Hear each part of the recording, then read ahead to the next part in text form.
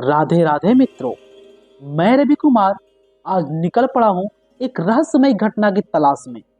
एक ऐसी घटना जो हर व्यक्ति को एक बार जरूर झकझोर सकती है। हम निकले हैं उस राजा की तलाश में जो बड़े ही प्रतापी, बड़े ही दयालु, बड़े उदार भाव के थे। परंतु उनके जीवन में ऐसी क्या घटना घटी जो अपना सारा राजपाट छोड़कर एक सन्यासी बन गए। आज हम अपने ज्ञान की तलाश में जानने वाले हैं राजा भर्तहरि के बारे में। राजा भर्तहरि उज्जैन के राजा थे, वही उज्जैन जहां हमारे महाकालेश्वर जी विराजमान है। राजा भर्तहरि के छोटे भाई का नाम विक्रमादित्य था, जो आगे चलकर उज्जैन के राजा बने। राजा भर्तहरि की 3 पत्नियां थीं, परंतु राजा भर्तहरि सबसे ज्यादा प्रेम अपनी तीसरी पत्नी पिंगला से करते थे। राजा पिंगला के प्यार में इतने पागल थे कि वह राजपाट पर बहुत ही कम ध्यान देते थे। परंतु राजा को कोई खास चिंता न थी, क्योंकि उनके छोटे भाई विक्रम राजपाट को बड़े ही चतुराई से संभाल लेते थे। सब कुछ सही था, सब अपने आप में खुश थे। परंतु वो कहते हैं ना, विनाश काले विपरीत बुद्धि। एक दिन रानी पिंगला अपने दासियों के साथ बैठी थी, परंतु बात बात में यह सवाल उठा कि क्या एक से ज्यादा रानियों से विवाह करने का अधिकार सिर्फ राजा को है? हम भी तो महारानी हैं, हम क्यों नहीं कर सकते? यह दुर्विचार महारानी पिंगला के मन में आया।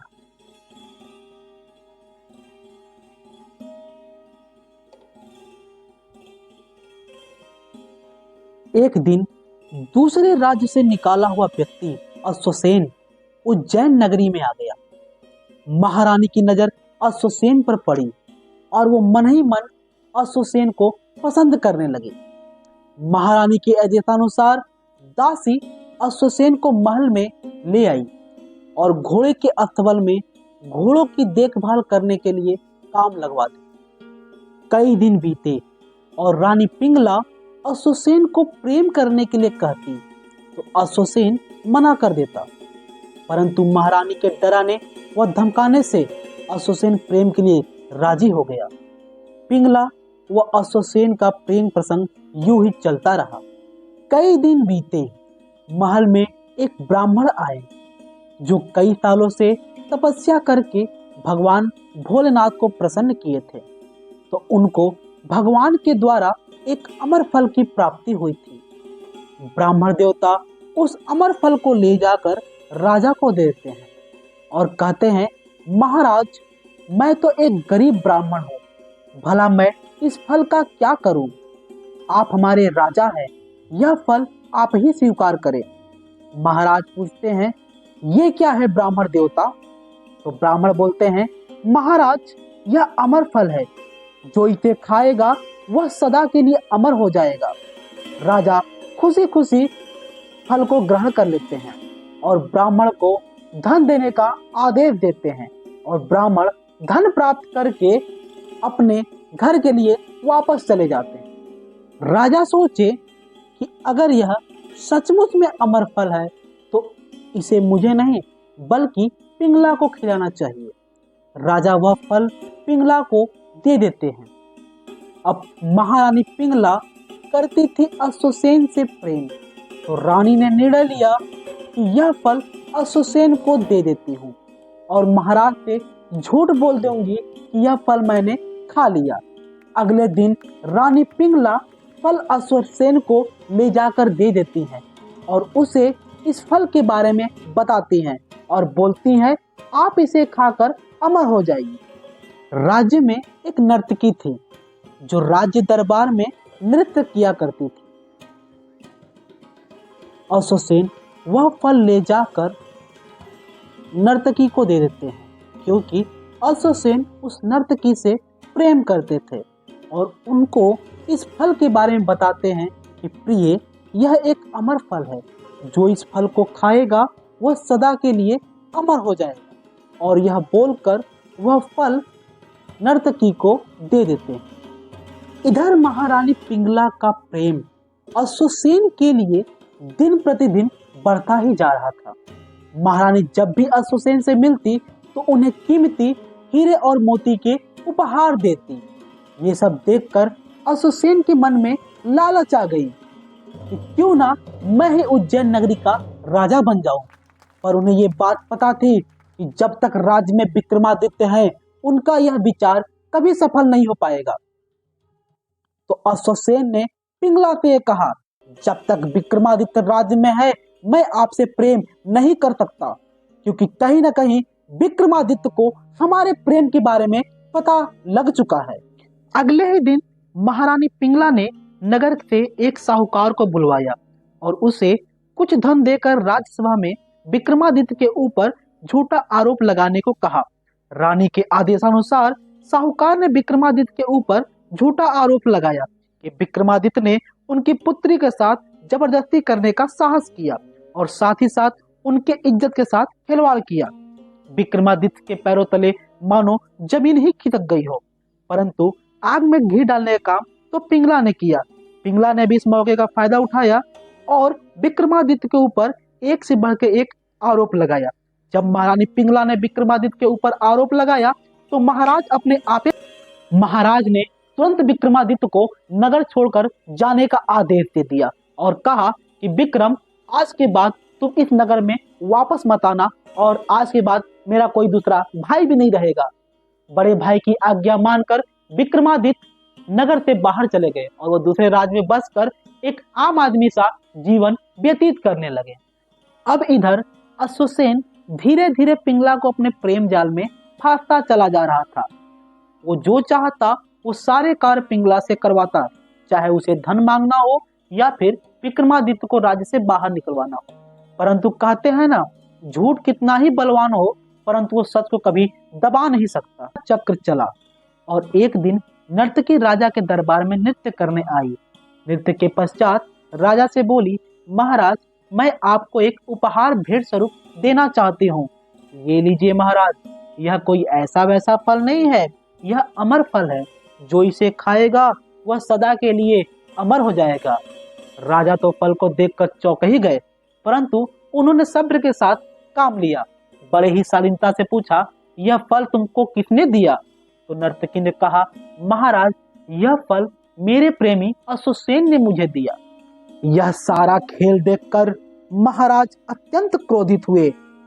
वो पिंगला के कक्ष में गए और पिंगला से बड़े ही शालीनता से पूछे, महारानी, वो जो मैंने आपको अमर फल दिया था उस फल का आपने क्या किया? तो महारानी ने जवाब दिया, महाराज, मैं तो उस फल को आपके देने के पश्चात ही खा गई थी। राजा बड़े ही क्रोधित भाव में पिंगला से बोले, पिंगला, ये मेरे हाथ में क्या है? अगर तूने अमर फल खा लिया था तो बता बता, वरना इसी तलवार से तेरी गर्दन अभी धड़ से अलग कर दूंगा। वैसे भी तुम अमर हो ना, तो तुम तो मरने वाली हो नहीं।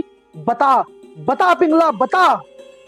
पिंगला माफी मांगते हुए बोली, महाराज, मुझे माफ कर दीजिए, मुझसे बहुत बड़ी भूल हो गई। आप महाराज मुझे क्षमा कर दीजिए। भूल? तुझसे भूल पिंगला, तुझसे भूल?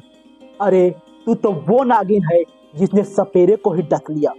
तुम्हारे कारण मैंने अपने प्रिय भाई विक्रम को राज्य से निकलवा दिया। अरे पापनी, तूने ऐसा क्यों किया? राजा अपने आपे में ना थे।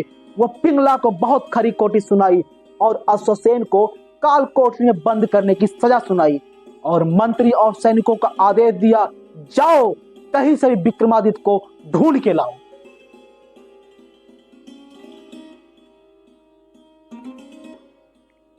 पिंगला के इस व्यवहार के कारण राजा भर्तहरि को बहुत चोट लगी।